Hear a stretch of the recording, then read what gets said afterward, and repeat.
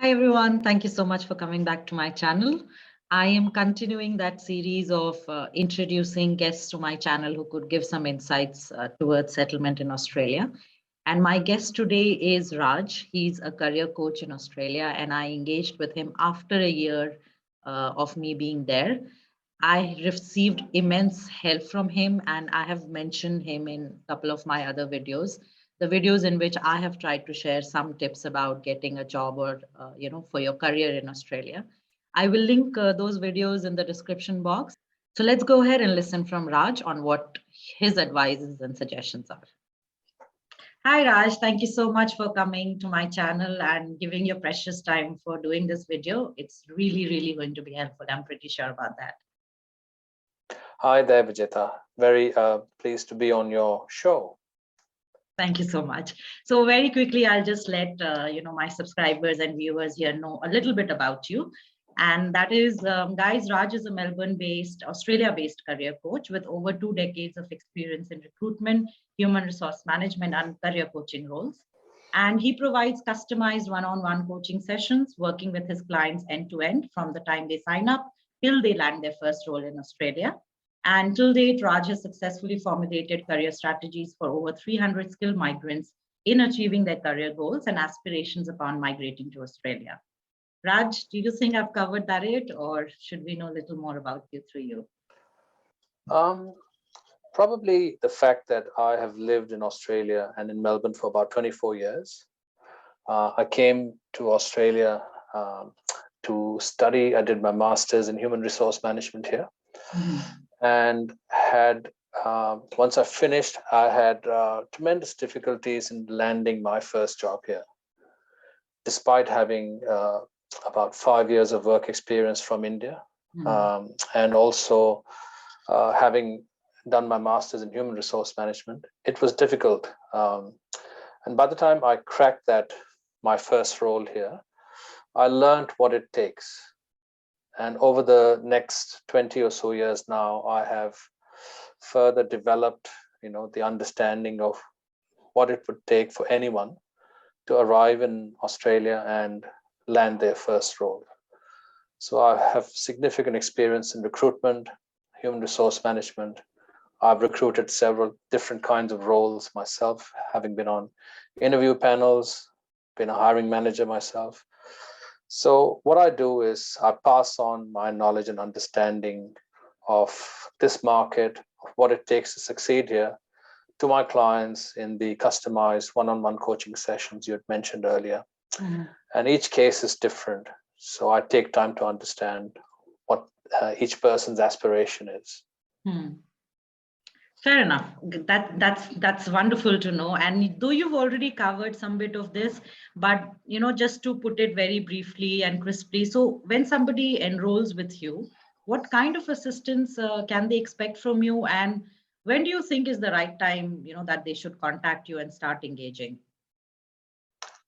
Look, first and foremost, what anyone can expect from experienced career coach or a good career coach is that they should really spend time to understand the aspirations of the client, what their career has been to date. And once they arrive in Australia, what is it they would like to do? What is their target?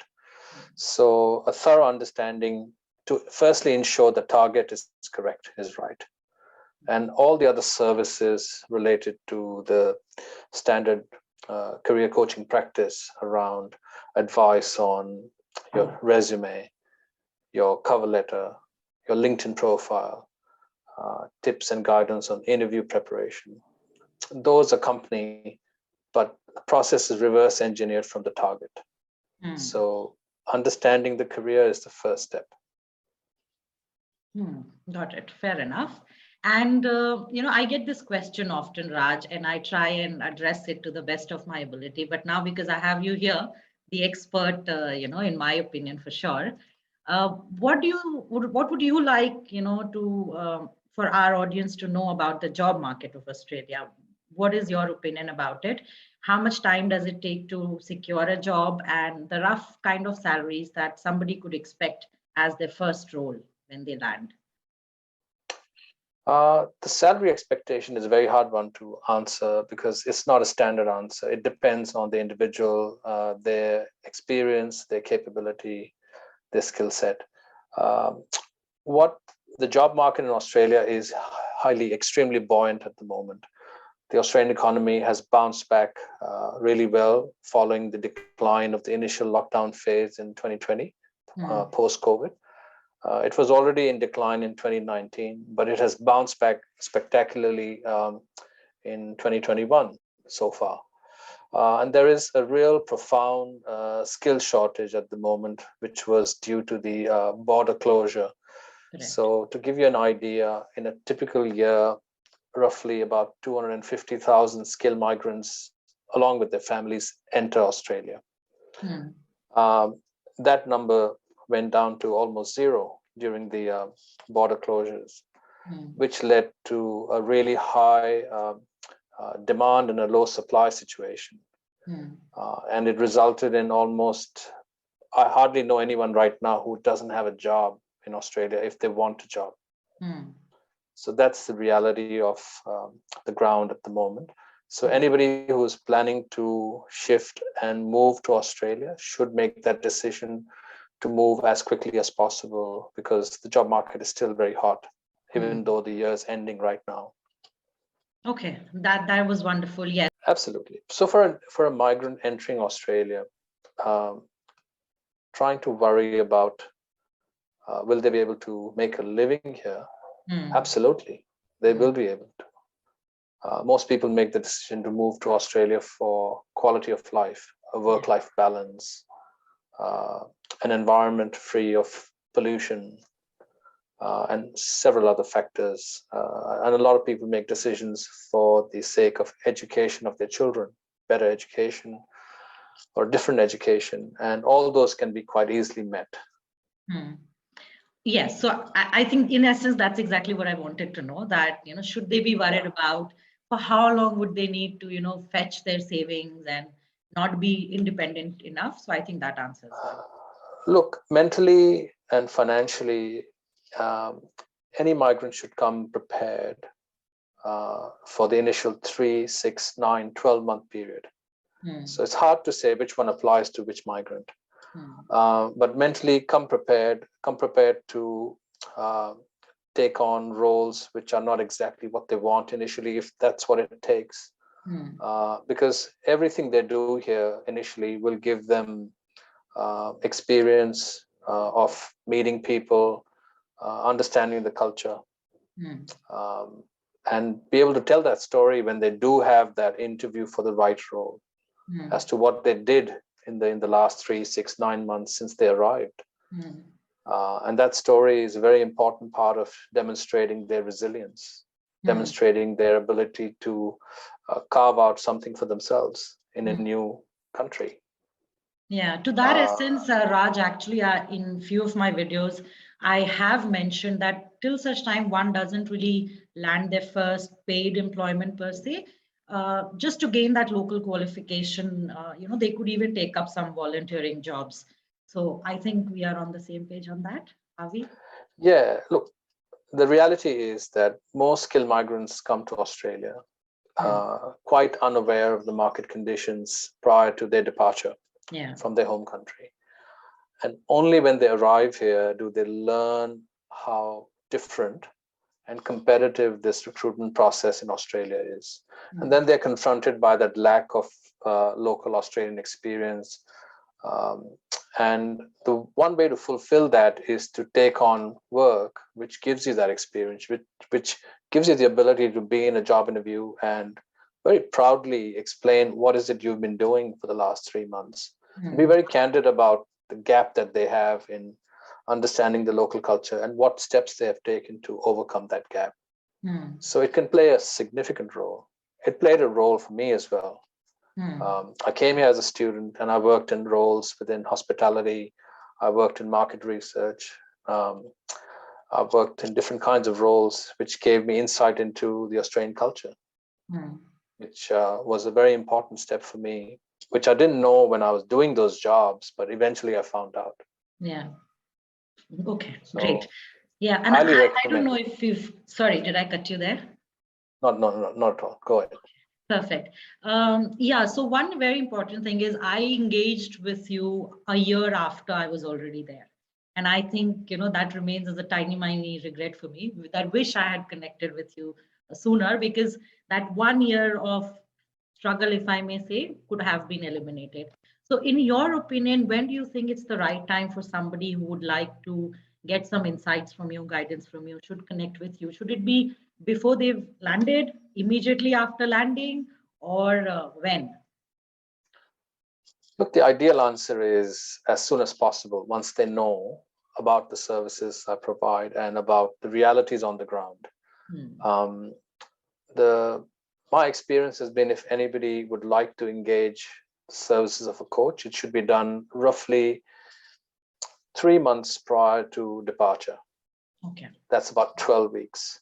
That gives you enough time to spend time with myself and to understand what the realities on the ground are, for me to be able to assess what the gaps are in what the approach is going to be. And most of the gaps and everything I'm speaking about is in the aspect of communication. So that's the area that I focus on, and communication in different forms, written, verbal, presentation, because the expectations on the ground here during the recruitment process are quite different to, say, in a place like India. So once a person is able to understand what the expectation is, then they are able to overcome that or meet it. Yeah. To talk of those expectations, the difference between, the expectations a recruiter would have in India versus what they have in Australia, though I'm sure it is very profile specific, but could you elaborate and give a few examples of how they're different? Look, one of the expectations once you are in Australia is that the skilled migrant would have undertaken significant research, understood about Australia, its history, its people, its culture, its traditions, and be willing to participate in them, to be willing to adapt. So the advice I would have for anyone who's planning to come is to spend time doing that research. There's so much information that's available, and most people try and scramble and find out once they arrive and once they are going through the difficulty of not being successful in their job search. They're not getting interviews, they don't know why, they don't get feedback. People are busy. People don't spend time giving new migrants feedback about why they were not able to crack and get that interview. You're simply left to your own devices. So doing the research beforehand, once you have the time, it's like what amount of research one undertakes when making quite a significant decision in their life. That level of importance has to be given to the migration process. And unfortunately, I find that a lot of migrants arrive without that preparation, and that puts them in the back foot. You're not including me in that list, right? No, you are not included in that. Excluding you, even though you met me after a year after arriving. Yeah, okay. So great. It's different. I mean, each person is different. Some people can, through their sheer personality, their willingness to show warmth, be friendly, be positive, smile, are able to overcome a lot of the hurdles. Those are all the human qualities which some people have already without even meeting me. So you bring that, and other people who I've met have also brought that, and it's proven to be the right ingredient in their case. So though I work on communication, it's about also being aware of the soft skills that are required to win these jobs in Australia. Perfect. So to summarize, so suppose somebody's already booked their tickets, because I think there are a lot of viewers of my channel who are at that stage that they've booked their tickets and they're due to travel in a few weeks' time. So one of the things they can do is already start engaging. If they are probably 3 months or less away from traveling, they can engage with you. Also do the research, as you mentioned. Yeah. Oh, absolutely. Both those aspects would be ideal. What else Uh, can someone do to prepare an easy, or a quicker placement of their first job? Probably some more homework that you could suggest. speak to people here. Like, Mm, for example, watch your videos. There's a lot of rich information. Speak to people if you know people in Australia. mm, Reach out and contact people. Make mm, that networking effort before you arrive rather than after you arrive and 3, 6, 9, 12 months have passed. And I've worked with people sometimes even 4 years after they've arrived and they're yet to crack a job in their field. mm, So do the research early rather than doing it at that end. mm. So Okay. Just this question just popped up in my head, right? So, a lot of times there are few people who want to apply for few jobs before they've landed in the country. And if I sure. come across them, I try, discouraging, them to do it, because in my opinion, what I felt was usually the hiring or the recruitment cycle in Australia is not as large as it is in India. So probably they don't really wait for 2, 3 months in the recruitment process. So in my opinion, you putting forward your CVs to those companies without having been there, without you having a local number. So maybe the recruiters may not even be able to reach you, or if they reach you and then they get to know that you're not there, yet, you kind of lose that, possibility, because you getting picked up was in itself a big thing. So you got picked up and then you're not there. And is there something like a backlisting, blacklisting of, candidates in companies? What do you have to say about A lot of questions. Like, don't worry about the blacklisting. No such thing. So that? Okay. the easier one to probably answer is around applying for jobs while you're still Mm, in India or whichever country you're coming to Australia from. mm, Um, I would not discourage it. okay. At the same time, I would not encourage it either. Mm, You have to be ready. And how do you find out you're ready? You have to step into the arena and try your hand at it. But the moment you get a quick response or no response, either the quick response is you're not getting that interview mm, call, or you're not proceeding with your application, or no response, then you should change your strategy very quickly. There's no point in repeating the experiment and continuously applying and getting disheartened without even setting foot in Australia. mm, So your preparedness has to be there. Your readiness has to be there. You have to do your homework. You have to do your research. Um, so apply for jobs if, for example, if somebody is a full stack developer, mm, they can prove that to a recruiter here that they have the visa to work in Australia. Sure, these days, with all the experience of COVID and working from home, working remotely, interviews can be conducted and tickets can be booked, and you can be here within, say, a 3 to 4 week period. So it's mm, all possible.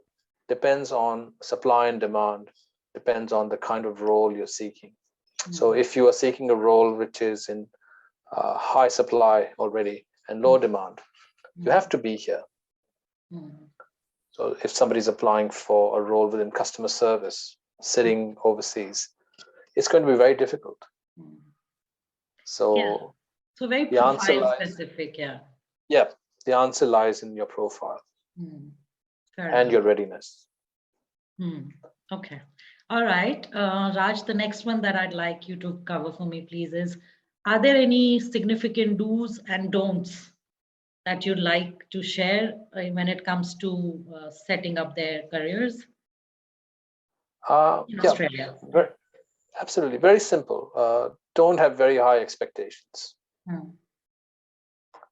Do come ready to put in a lot of effort, work hard, be positive, be resilient, persevere, have a big smile on your face all the time.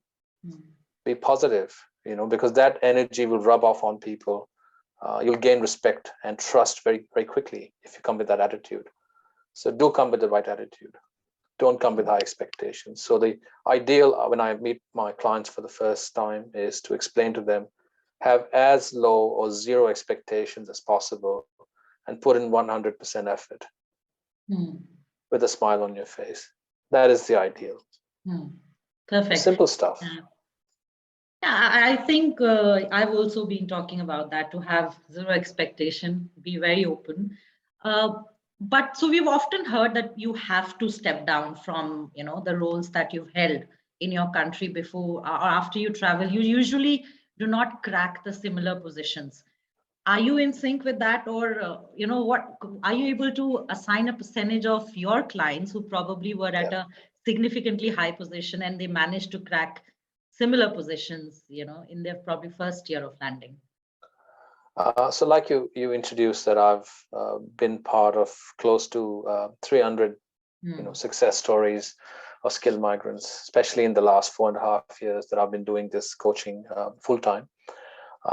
Whilst I personally don't subscribe to the notion of high position, low position, step down, all of this it doesn't really matter. What really matters is that the person who arrives here must be willing to do what it takes and be determined to be successful.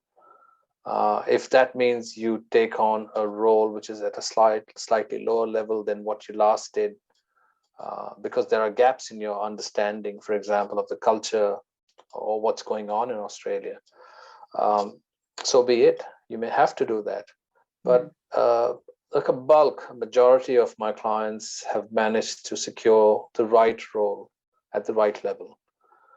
For that, they've worked very hard to understand what this market's expectations are, understand what the gaps that they have brought and how to fulfill them quickly, and worked incredibly hard in telling their story, using the right narrative, communicating at the expected level in this market. So those people have tasted success, and I stay in touch with my clients way beyond them cracking the first role. And I'm in touch with my clients who I worked with almost 5 years ago. Some of them have been promoted. They've gone on to bigger, better, brighter things already. And they're helping other migrants, which is the most beautiful thing about the work I do is. So I don't subscribe to that view. So I would encourage anybody arriving here not to. Okay, sure.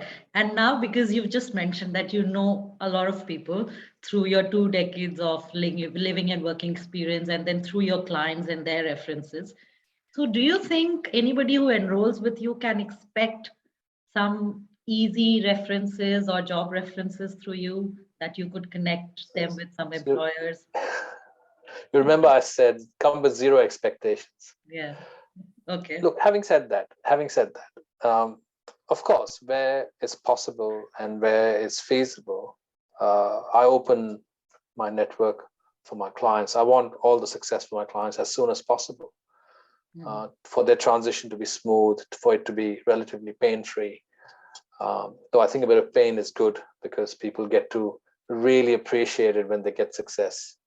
So yeah, I do call on my network, and I also extract a promise from all my clients that they will help other migrants who are following in their footsteps. So yeah, it's paying it forward. So yeah, I'm doing my bit here. Yes, you're doing your this bit. coachy for sure is doing the bit. More than your bit. More than your bit. Thank you. Raj, I think those were the questions that I had. Is there something else that you'd like to add on before we close? No, look, once somebody has made the decision to come to Australia, it has to be done not just with the heart, but also with the head. So this is where the person has to go through and do their research, do their due diligence, just like they do when they make any significant decision in their life or any significant investment. Coming to Australia is an investment, and it does pay off for most people. Do your due diligence. Okay, quite motivating. Thank you very much, Raj. This was really, really amazing. And I always get to, take a lot of takeaways from every conversation that we've had, including this one. And I really hope the viewers have, learned so much more about the job market. And I'd leave your contact details. I hope that's okay in the description box, so that if somebody wants to reach out, they could that way. And that's it. Thank you very much. Really, I feel privileged that you've taken out this time for us. No, it's a pleasure, and I'm looking forward to having you back in Australia soon. Yes. See you soon. Thank you very much. Thanks. You have a good Thank night. you. Bye-bye. You too. Bye-bye. Okay, guys, how was that? I am sure you took a lot of takeaways from that conversation. Like I said, I have engaged with Raj in last 3-4 years. I've been in touch with him. He's, I think, a wonderful person. And in case you feel you'd like to engage his services, I'm going to link down his contact details in the description box. And let me know how you finding these series and how was this video in particular. I'd love to hear from you. Maybe put down a comment. I'd appreciate that. And if you would like to motivate me, give me a thumbs up, like the video, and subscribe to my channel if you've not done that already. Thank you very much and take care of yourself. Time again, probably, to say stay safe. Bye.